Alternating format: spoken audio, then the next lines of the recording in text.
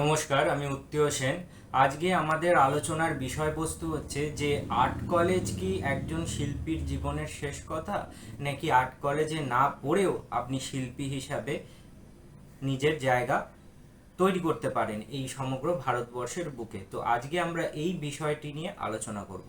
প্রথমেই একটা কথা মনে রাখতে হবে যে আপনি আর্ট কলেজে পড়ুন আর নাই পড়ুন তাতে কিছু এসে যায় না, কিন্তু এসে যায় কিসে? হ্যাঁ, গ্রামারটা শেখাতে এসে যায়। তার মানে আপনি আর্ট কলেজে পড়ুন কি না পড়ুন, কিন্তু আপনি যদি গ্রামারটা না জানেন ছবি আঁকার, তাহলে কিন্তু আপনি কোনোদিনই একজন শিল্পী হিসাবে আত্মপ্রকাশ করতে পারবেন না। এবার আমাদের তর্কের খাতিরে একটা বিষয় আসতে পারে, অনেকে বলতে পারেন যে অ্যাবস্ট্রাক্ট পেন্টিংয়ে কি গ্রামার লাগে? হ্যাঁ, অ্যাবস্ট্রাক্ট পেন্টিংয়েও কিন্তু গ্রামার লাগে। যারা ছবি আঁকার সাথে দীর্ঘদিন ধরে যুক্ত বা দীর্ঘদিন ধরে যারা এই চর্চা করছে, তারা বুঝতে পারেন যে গ্রামারটা কোথায় মিস আপ হচ্ছে বা মিস্টেকটা হয়েছে। সেটা অ্যাবস্ট্রাক্ট পেন্টিং হোক বা রিয়েলিস্টিক পেন্টিং হোক বা সেমি রিয়েলিস্টিক হোক, যে কোনো রকমেরই ছবি আঁকুন না কেন, আপনাদের কিন্তু এটি বোঝা যায়, যারা দীর্ঘদিন চর্চা করে তারা বুঝতে পারে যে ছবি আঁকায় কোন জায়গাটায় গলত হচ্ছে।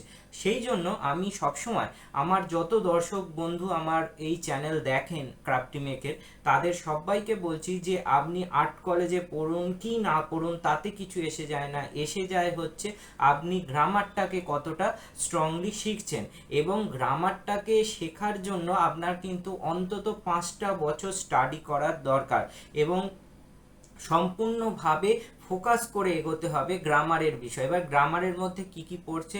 স্টিল লাইফ পড়ছে, লাইফ স্টাডি পড়ছে, তারপর ল্যান্ডস্কেপ পেন্টিং পড়ছে, আউটডোর স্টাডি পড়ছে। এইগুলো কিন্তু সব কিছুই আপনার গ্রামারটাকে স্ট্রং করে। স্কেচিং পড়ছে, তারপরে হিউম্যান অ্যানাটমি ড্রয়িং পড়ছে। এই সমস্ত কিছু করতে করতে আপনি শিখবেন যে গ্রামারটা কি এবং কোথায় প্রপোর্শন আছে, পার্সপেক্টিভ আছে। এই সমস্ত কিছু কিন্তু আমাদের ছবি আঁকার গ্রামারের অংশ, এবং এইগুলো যখন আপনি ভালো করে শিখে যাবেন, তখন কিন্তু আপনি যে কোনো ছবিকে ভাঙতে করতে পারবেন, এবং আপনি আপনার নিজস্ব একটা কন্টেম্পোরারি স্টাইল বা ফর্ম ডেভেলপ করতে পারবেন।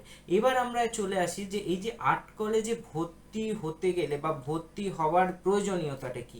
দেখুন, আমি সবাইকে রেকমেন্ড করি, যদি ভর্তি হওয়ার সুযোগ পান বা সুযোগ সুবিধা থাকে, তাহলে অবশ্যই আর্ট কলেজে ভর্তি হবেন। কারণ আর্ট কলেজে ভর্তি হলে কি হবে, আপনাকে কিন্তু একটা মানে নিয়ম শৃঙ্খলার মধ্যে আপনাকে থাকতে হবে, এবং 4 বছর নিয়ম শৃঙ্খলার মধ্যে থেকে পরীক্ষা দিয়ে পড়াশোনা করে আপনাকে কিন্তু পাস করতে হবে। এর ফলে আপনাকে কিন্তু গ্রামারটা না চাইলেও আপনাকে সেই পার্টটা শিখতে হবে। কেবলমাত্র ছবি আঁকা না, ছবি আঁকার অনেক বিষয় আছে। আপনাকে যেমন স্কাল্পটিং শিখতে হবে, আপনাকে ফোলিয়েস শিখতে হবে, আপনাকে ডিজাইনের পার্ট শিখতে হবে, আপনাকে লাইফ স্টাডি শিখতে হবে, আপনাকে নোট স্টাডি শিখতে হবে, আপনাকে এই ধরনের অনেক কিছু শিখতে হবে, আপনাকে গ্রাফিক্সের কাজ শিখতে হবে। এই অনেক পার্ট আছে। আপনারা যখন কলেজে পড়বেন বিভিন্ন ডিপার্টমেন্টের কাজ শিখে তারপরে আপনারা স্পেশালাইজেশন করবেন। এর ফলে কি হয় যে এই যে গ্রামাটিক্যাল একটা জিনিস শিখছেন, তার সাথে একটা প্রেশার থাকছে। আর্ট কলেজে ভর্তি হলে 4 বছরের একটা শিক্ষা, প্রথাগত শিক্ষা আপনাকে করতে হচ্ছে। এর ফলে আপনি না চাইলেও ওটাকে আপনাকে শিখতে হবে, এবং আপনাকে শিখেই পাস আউট হতে হবে। এর ফলে আপনার ওই শেখাটা হয়ে যাচ্ছে।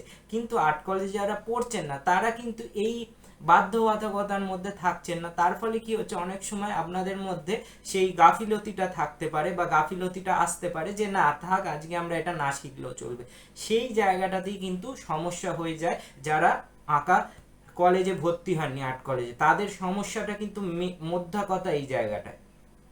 ওই জন্য সবাইকে আমি বলবো, একজন ভালো টিচারের কাছে, যে আঁকার বিষয়ে গভীর নলেজ আছে, অনেক দিন ধরে জানে, চর্চা করছেন, তার কাছে গিয়ে অন্তত 4টে বছর ভালো করে শিখুন। আমি বলবো 5টা বছর একদম মন প্রাণ দিয়ে গুরুর কাছে শিখুন, এবং ভালো করে শিখে আপনি আপনার নিজস্ব ধারা তৈরি করুন। আবারও এই জায়গায় একটা কথা বলে রাখছি, গুরুর কাছে শেখা মানে এই নয়, বা কোনো একজন শিক্ষক কাছে শেখা মানে এই নয় যে তার ভাবধারায় আপনি ধাবিত হবেন। আপনার নিজস্ব স্বতন্ত্র জায়গা যেন তৈরি হয় এই ছবি আঁকার জগতে, তবেই কিন্তু আপনি পরিচিত হবেন। এবার আমরা তার মানে একটা তুলনামূলক আলোচনায় আমরা আসলাম যে আর্ট কলেজে ভর্তি হওয়াই কি শেষ কথা একজন শিল্পীর জীবনে, নাকি আর্ট কলেজ ছাড়াও করা যায়। তাহলে আমরা কি ফলাফলে আসছি?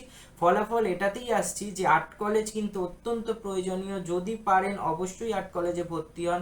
আর যদি একান্তই সম্ভব না হয় কিন্তু ছবি এঁকে কিছু করতে চান বা শিল্পী হিসাবে নিজেকে জায়গা করে নিতে চান এই ভারতবর্ষের বুকে, তাহলে অবশ্যই প্রথাগত একটা শিক্ষা কোনো ভালো টিচারের কাছ থেকে নিন, ভালোভাবে শিখুন, আর শেখার পর নিজস্ব একটা ধারা তৈরি করুন। তবে আপনি সমকক্ষ হয়ে উঠবেন যারা আর্ট কলেজে পড়ছে তাদের, এবং আপনার কোনো ভুল ভ্রান্তি কিন্তু সেখানে হবে না। তো এই হচ্ছে একটা তুলনামূলক আলোচনা করলাম। দুটোই প্রয়োজনীয়, দুটোই ভালো। দু জায়গা থেকেই বহু বড় বড় শিল্পীর জন্ম হয়েছে এই ভারতবর্ষের বুকে। বহু নামকরা শিল্পী আছেন যারা হয়তো কোনো আর্ট কলেজে পড়েননি, আবার এমন অনেক নামকরা শিল্পী আছেন যারা আর্ট কলেজ থেকে পাস আউট হয়েছেন। তো যাই হোক, সবাইকে আমি রেসপেক্ট করি। আমাদের মতামতটা আমি জানালাম যে কোন জায়গাটায় আমাদের প্রবলেমটা আছে। আমরা প্রথাগত শিক্ষাটাকে জোর দিই না বা গ্রামারটাকে জোর দিই না বলেই কিন্তু আমাদের আর্ট ডেভেলপমেন্ট করে না, অনেক ভুল ত্রুটি থেকে যায়। সেই জায়গাটাকে স্ট্রং করুন, তাহলেই দেখবেন আপনি একজন সফল শিল্পী হয়ে উঠেছেন।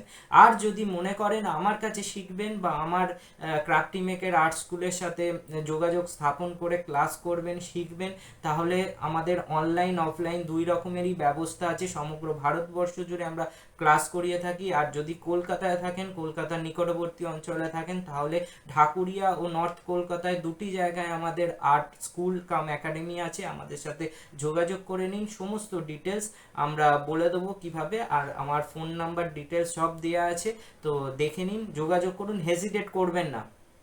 যদি মনে করেন ছবি এঁকে কিছু করতে চান বা ছবি এঁকে সফল হতে চান, অবশ্যই প্রপার একটা গাইডলাইন নিন, আপনাদের অনেক সুবিধা হবে, ভালো হবে। তো যাই হোক, আজকের ভিডিও এখানেই শেষ করলাম। আবার নতুন ভিডিওতে আপনাদের সাথে দেখা হয়ে যাবে। আমি উত্তি হোসেন।